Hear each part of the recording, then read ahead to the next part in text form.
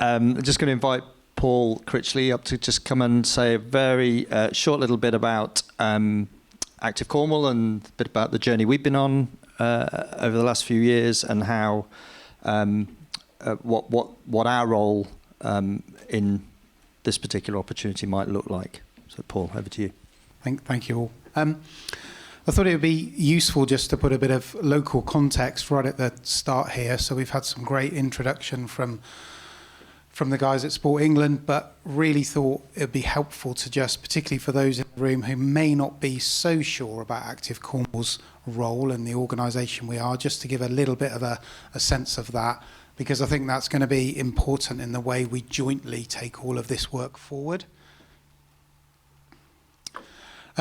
So Active Cornwall are what's called a system partner of Sport England. We do lots of different things, but I'm going to focus particularly today on our relationship with the work that's in the room today and Sport England's funding of that work. So we're a system partner of Sport England, and we're one of 43 independent partnerships up and down the country, traditionally one in every old county council boundary. So there's an active Devon, there's an active Dorset, etc. So we work in that way. And what we've seen over the past, I suppose, 4 or 5 years is a significant shift in the role of the work that we do as an active partnership.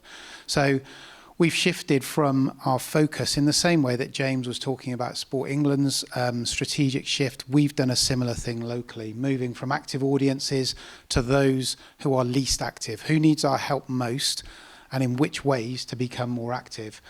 We've shifted away from traditional sport only, still a little bit to do with that, but into those much wider physical activity and movement, everyday movement as we might call it, because that's where most people in Cornwall will find their activity, not through traditional sport. We work Cornwall-wide still, but we are increasingly now having this place-based focus, and that means we're able to target in on areas of highest inequality with the biggest amount of effort. And as is evidenced today, which is brilliant, moving away from just a sport and physical activity sector focus to a much wider system focus, and great to see that represented in the room today. And then lastly, we've moved away from direct delivery.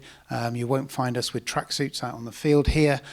We've moved from that into an enabling role. So we commission activities, we enable activities, and we coordinate those things that come together. So that's us in terms of our role locally. In terms of this particular opportunity today, our systemic role, if you like, if we can call it that, is really about enabling and connecting. So we'll be here all the way through this work. We've organised this today and brought people together, but I think it's really important that you see us at the centre of this work rather than it being all about Active Cornwall. This isn't our work, this belongs to Cornwall, and it will belong to everybody in this room. We will happily sit at the centre. We will happily do all that bridging and brokering, and that is our role.